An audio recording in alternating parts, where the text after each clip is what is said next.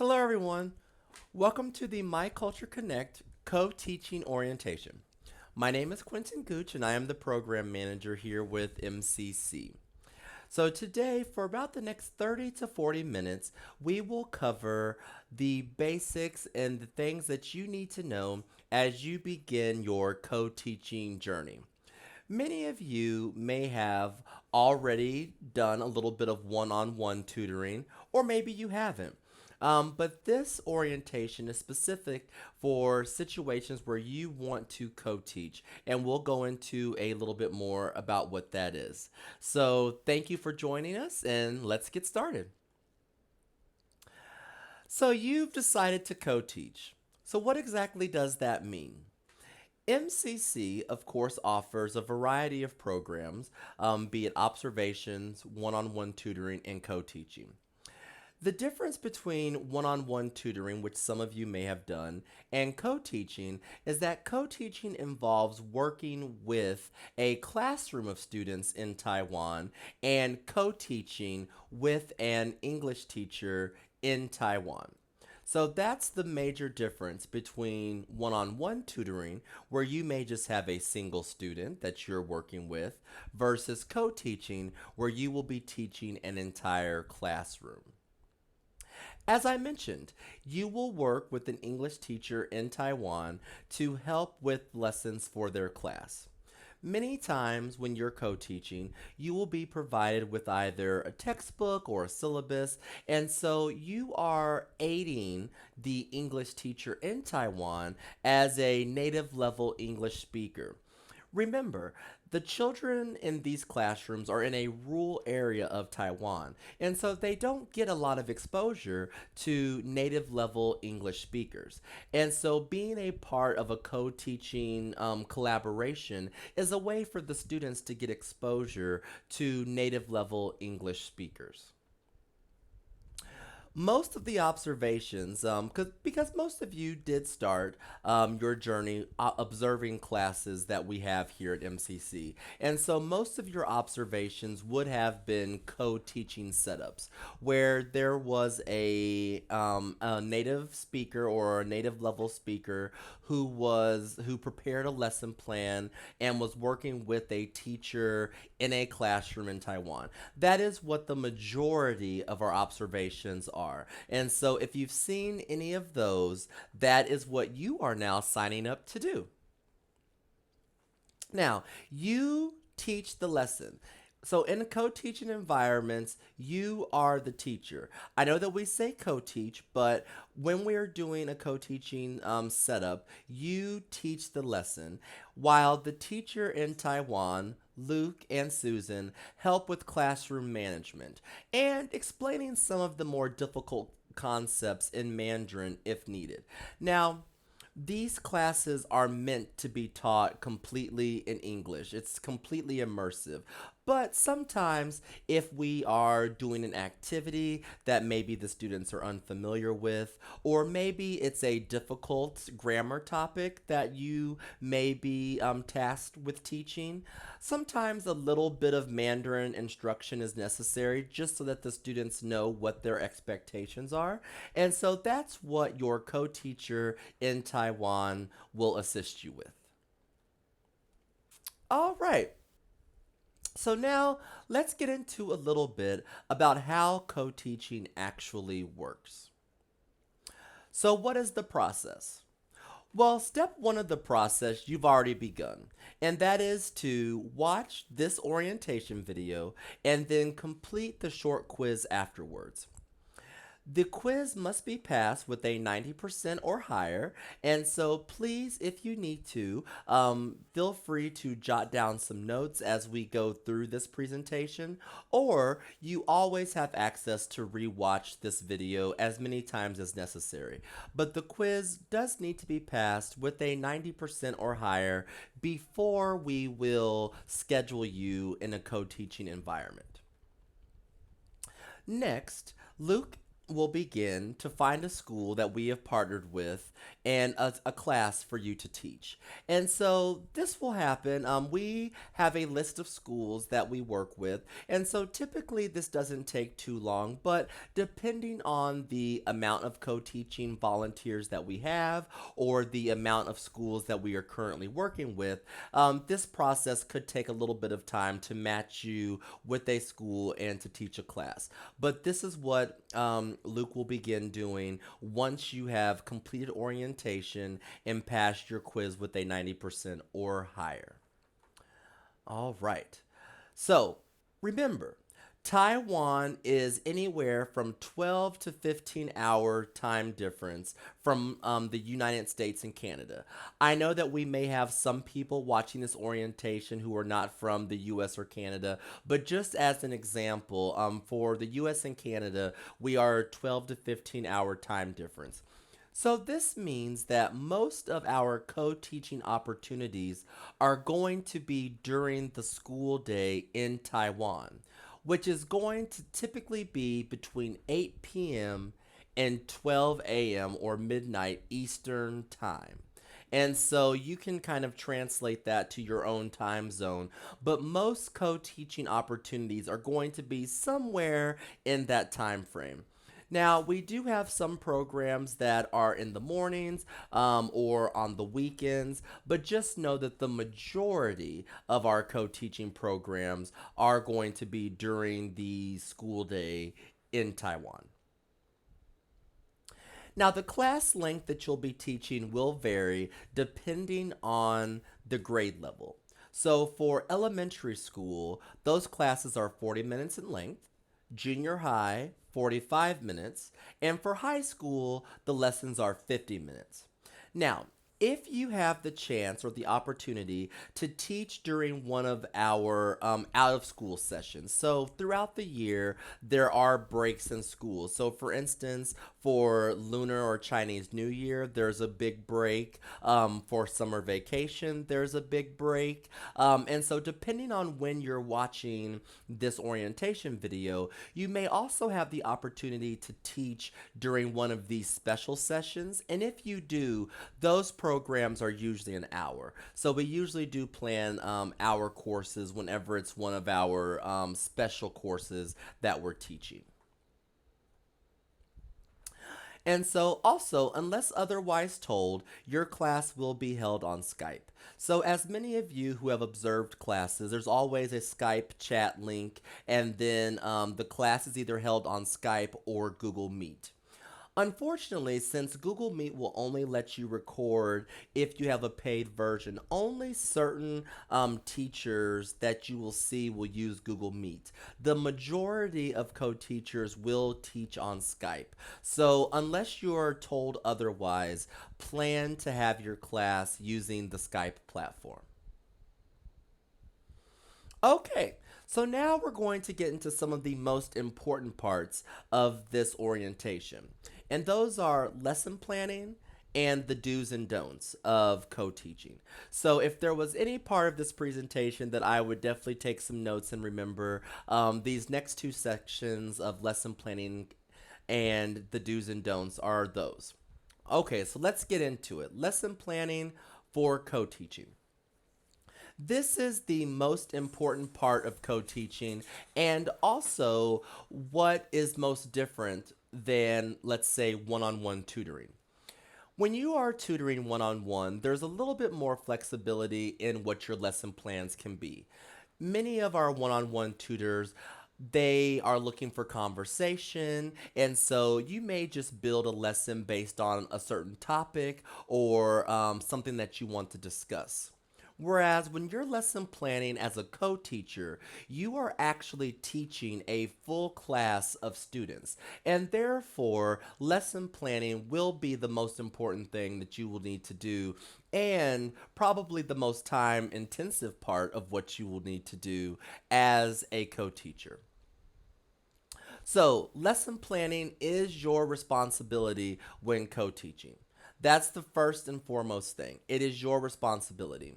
The schools that you'll be working with may provide you with an excerpt of the textbook or maybe with a syllabus, but it is still your responsibility to make a lesson plan. And so that is first and foremost that you need to know is that you will be responsible for creating a lesson plan.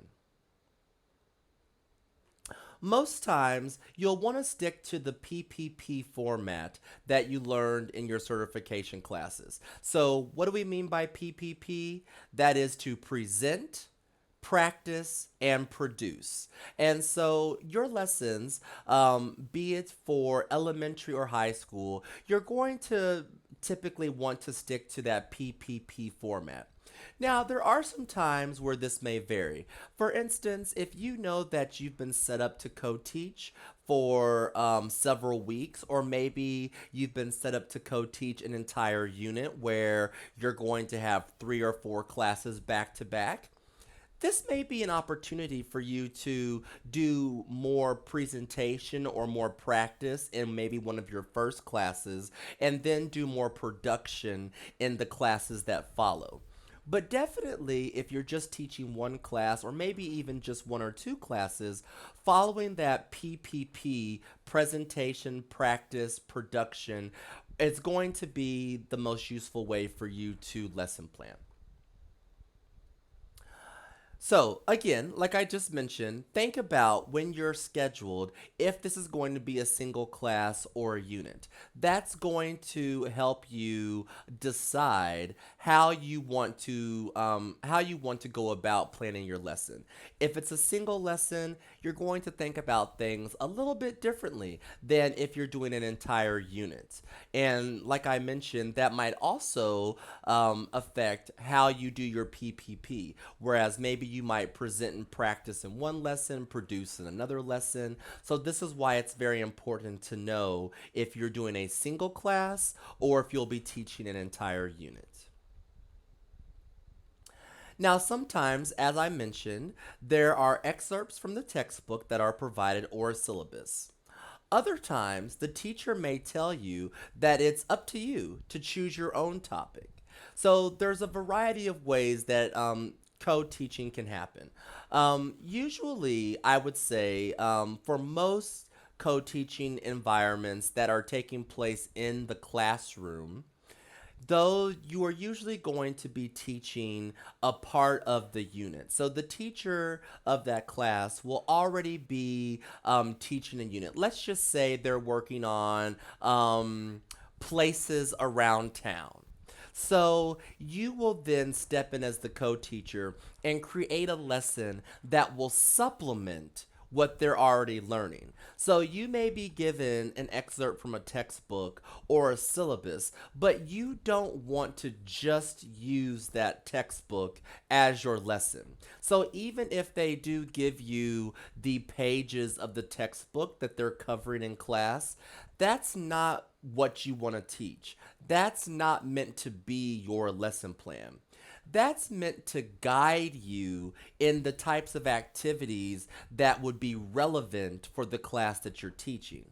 So the textbook it can be part of your lesson or an aid to know what your class is currently learning, but it should not be your lesson or it should not be the only thing that you use in your lesson. As a co-teacher, we're there to supplement their courses, not just teach the course that they're already taking. All right, and then regardless of whatever type of lesson that you're doing, the main goal should always be verbal student output. So we always want to think of ways that we can get our students talking. The one of the main goals of My Culture Connect, especially with working with rural schools and or schools in rural areas of Taiwan, is that these students don't get exposure to a lot of English speakers. A lot of times, people in their family may not speak English. They don't see people in the community that speak English, and so the only time that they have to practice and work on their English is during their actual English class. class. And so this is why the main goal of all of our lessons, whether we're doing one class or a unit, whether we've been given materials or picking our own topic, the main goal should be student output in a verbal form, getting our students to speak. That should always be one of our main goals. So now let's take a look at some of the examples of what you may receive from teachers. So I mentioned that there are usually a couple of things that you could get during your co-teaching. You might receive excerpts from a textbook, or you might receive a syllabus for the class. So as you can see here, here are some excerpts from a textbook. This lesson was Unit 3, What Are These?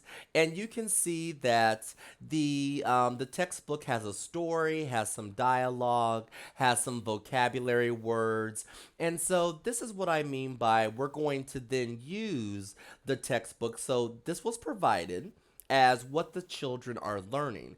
But then we're going to use these excerpts not as our lesson, but to supplement our lesson. So if you look here, this was a lesson plan that I put together using the textbook excerpt. And I know that this is a little bit small, but what I wanted to point out is that during the warm-up and introduction, which is the first part, it was an 8-minute long introduction, I used the textbook dialogue to get the students speaking. So they were reading and speaking the dialogue out loud. But then if you notice, for my presentation and my practice in production, I came up with my own activities and my own lessons. So I actually created a presentation that explained the difference between this, that, these, and those. And then I also had a worksheet that the students worked on, and then we went over the answers in class. So this is what I mean by, even though you're given an excerpt from the textbook, that's not what your lesson should be. You can use the textbook in your lesson, but you definitely want to come up with your own activities and your own lesson plan with that textbook. Again, another example of what you could receive is a syllabus. So I've also received something like this, where it will tell you the different units that they're going to be covering. It may not have a date, but typically your co-teacher will tell you we're covering Unit 2. And so from this syllabus, I would be able to see the types of sentence patterns that the students are speaking with and the key vocabulary words that the students are currently learning. And so with that, I could again build a lesson plan.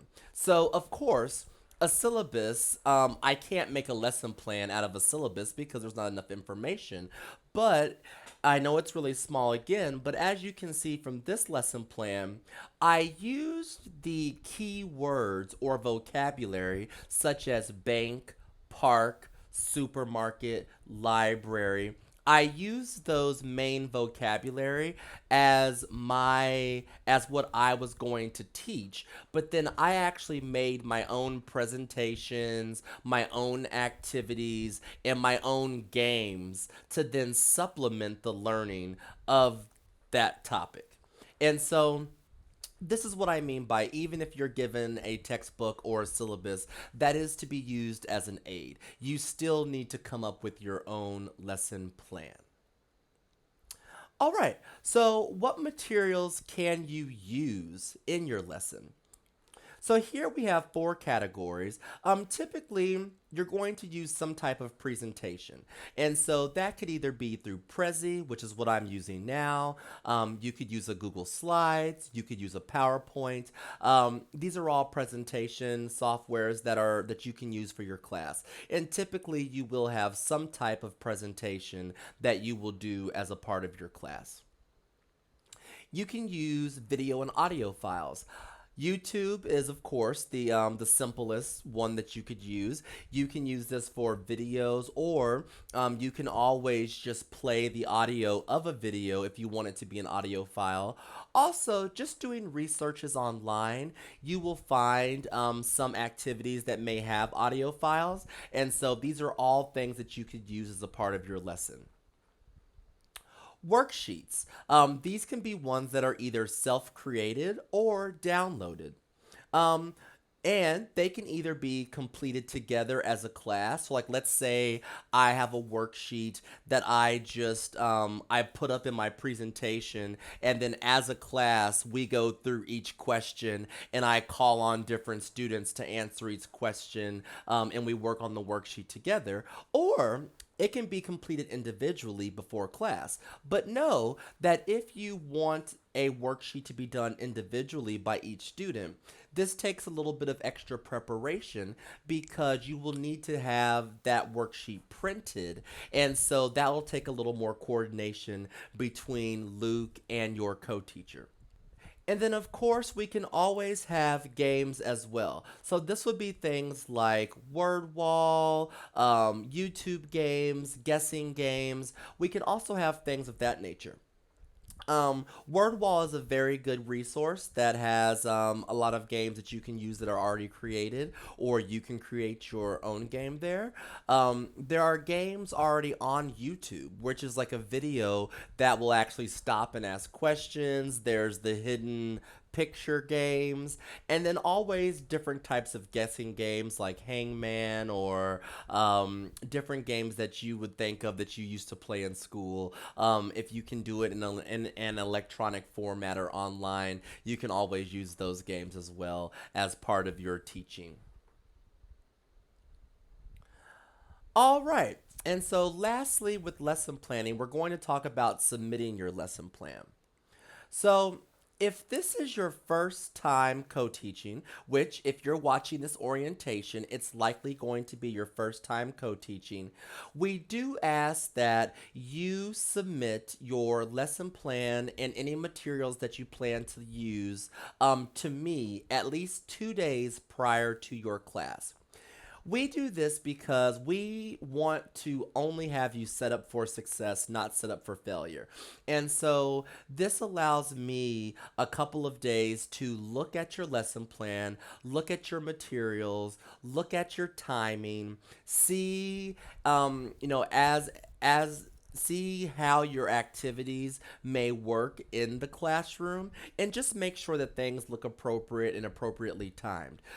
This is to help you to feel better going into the situation that your lesson plan is good to go. So, if this will be your first time co teaching, please submit your lesson plan and materials to me at least 2 days prior to your class. And that can either be submitted to me via Skype, or you can email them to me.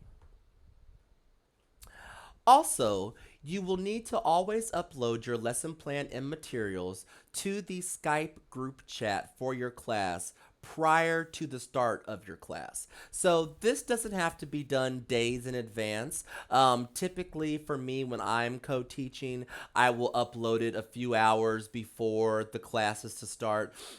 This is because we want to make sure that our observers, because when you are co-teaching a class, you will typically have observers watching, and so the observers get the chance to download your presentation, download your materials, so that they can follow along with you as you're teaching the class.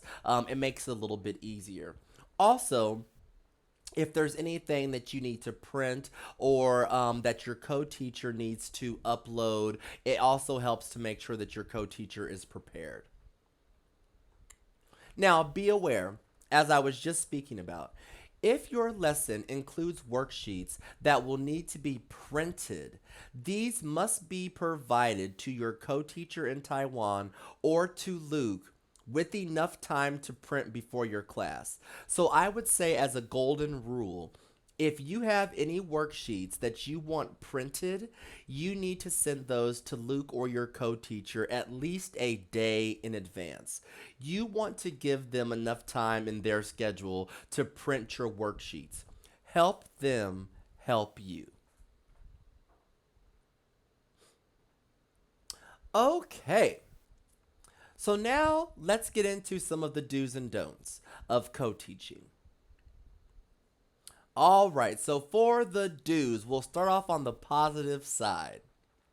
So, do have a headset, good lighting, and a professional background. Please remember that when you are co teaching, you are being broadcast to a classroom in a school. So, you need to keep in mind about what is in your background when you are going to be broadcasting to a school. Okay, so we want to make sure that we either have a plain or professional background. You want to be well lit because, again, you want your students to see you. And a headset is very important. Because your students need to hear what you're saying, and it will also make your life so much easier to be able to hear what your students are saying. So do not go into a co-teaching environment without having a headset. Even if you have the headset that comes with your cell phone, that is better than nothing. But I would say for co-teaching especially, a professional headset is best. And you can find these, on Amazon. I'm not saying that you need to spend $200 on Bose headset. You can spend a lot less than that. But having a headset is definitely something. And I have here another huge do. Test, test, test. Test your headset. Test your videos. If you're using any type of materials such as games, YouTube videos, worksheets, test, test, test. You want to make sure that everything is in working condition. Also, one tip that I have when I go into my co-teaching classes is I actually have everything open. So let's say that I am going to show a video and I have a worksheet that I want them to do. I will have all of those open on different tabs so that they're already there, ready, and they're good to go for quick access. I don't want to be fumbling around trying to find resources, searching my files, going through my folders. That's what we don't want to be doing while we're co-teaching.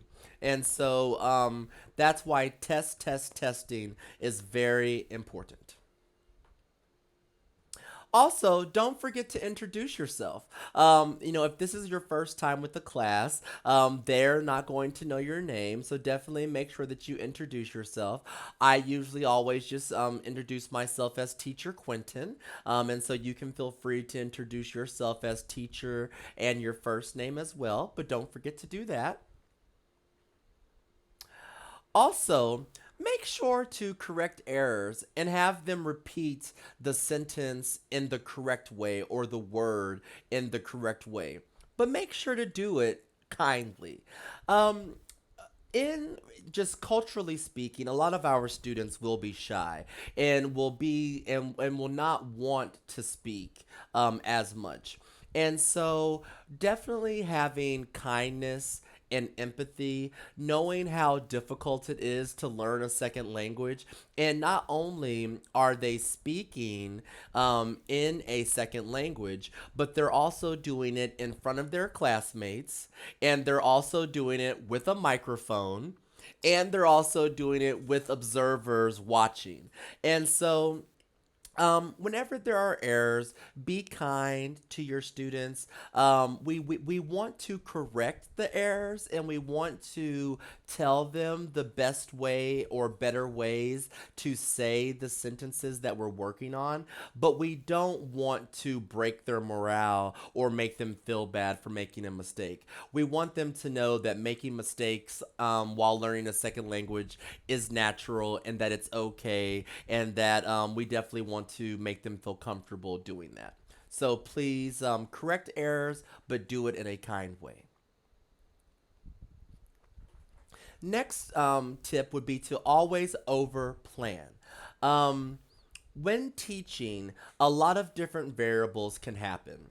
You may have a worksheet that you thought would take your students 15 minutes to complete, and they're all done in 5 minutes. You may have a game that you thought was going to take 20 minutes to get through all of your students, and 10 minutes later, the game is over. And especially as a new teacher, one of the worst things that can happen to you is to end up ending the class early or running out of material before the end of class. It puts you in a very awkward kind of moment. So I would always over plan my lessons. You can over plan in two ways.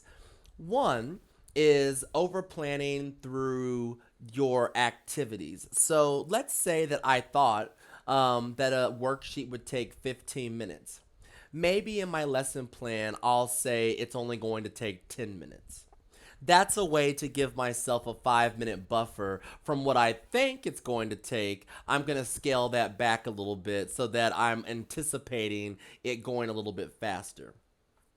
The other way that you can overplan, and the way that I typically do, is at the end of your lesson, whether it's actually built into your official lesson plan or you just have it on the side, I always come up with conversation questions or discussion questions related to our topic that I can ask at the end of class to fill up time.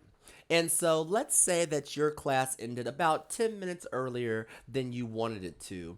Now we can go into these discussion questions. And since you have a classroom of students, even if you just have two or three discussion questions related to the topic, you can ask different students around the class the same question, and that can help fill time. So that is typically what I do. But definitely over plan. Have more material than less material. It's always a better and easier situation to say, oops, we ran out of time. We weren't able to get to this last thing, instead of saying, oops, I have too much time and now I don't know what to do. So, over planning is key. And lastly, make it fun. This is a unique opportunity for these students to be speaking with a native speaker. So make it fun. Play games. Get them interacting. The more fun that we can make it, and the more enjoyable for our students that we can make it, the more that they will be engaged and want to learn English. And so making it fun is definitely something that we want to try to do whenever possible. All right, so now for the don'ts. First, stay away from classroom competitions. So, I know growing up in the American education system, there were a lot of different competitions that we would do in class. We would have board races. We would have, okay, team one versus team two. We're going to have like a quiz bowl situation. But we want to stay away from class competitions because sometimes they don't have the effects that we intend them to have. Some students can end up feeling either because since we don't know the students very well, and if we're grouping them up just by where they're sitting, then we might end up having a bunch of advanced students on one team and then students who are maybe a little bit less advanced in another team, and it can really be demoralizing to different groups of students depending on what team they're on. So, in order to avoid this, we just say, try not to do competitions. Or if you do a competition, make it something where everyone is kind of saying something or participating. It's not one team versus another team. So, that's one don't. Another one is Try to stay away from activities where students are working in groups.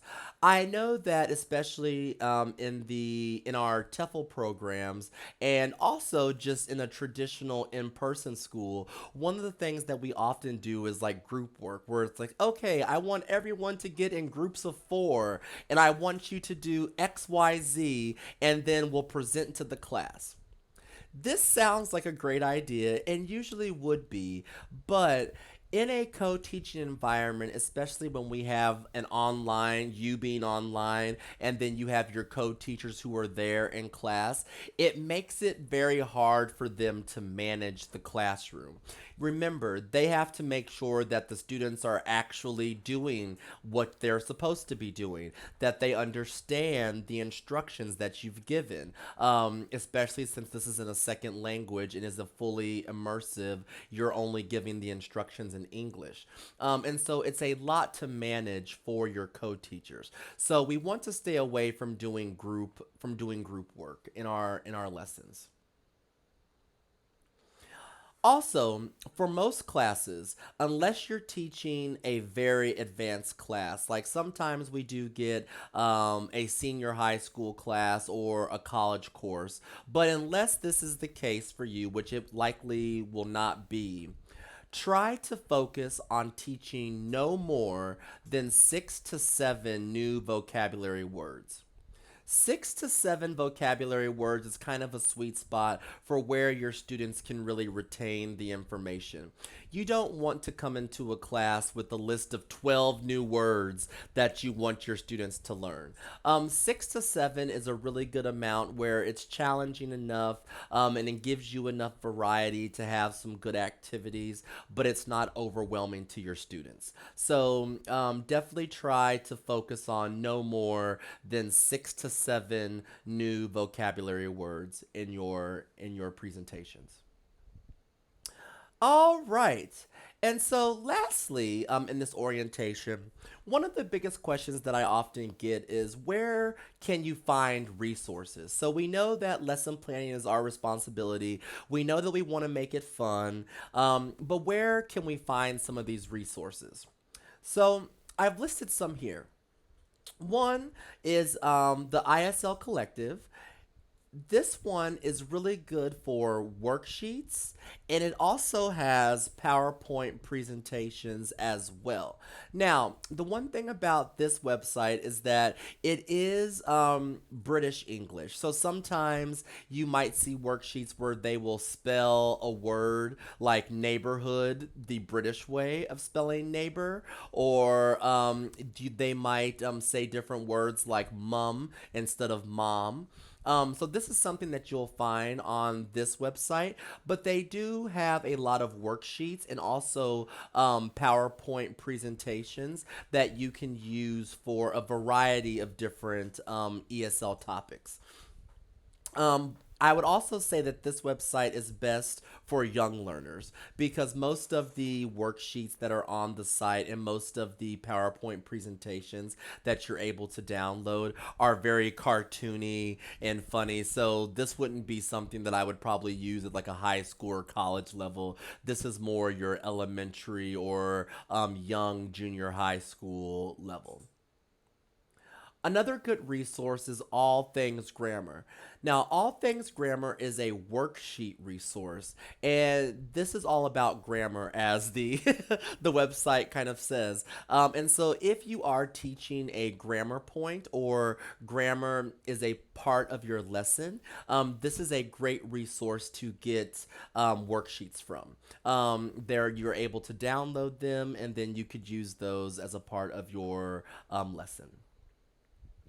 Another good one is Lingua House. Now, Lingua House is really good for upper level students. So, if you're looking at students maybe high school or maybe you're teaching one of the special sessions and maybe you have an adult class or a college class, Lingua House is good for that because the topics on Lingua House tend to be a little bit higher level.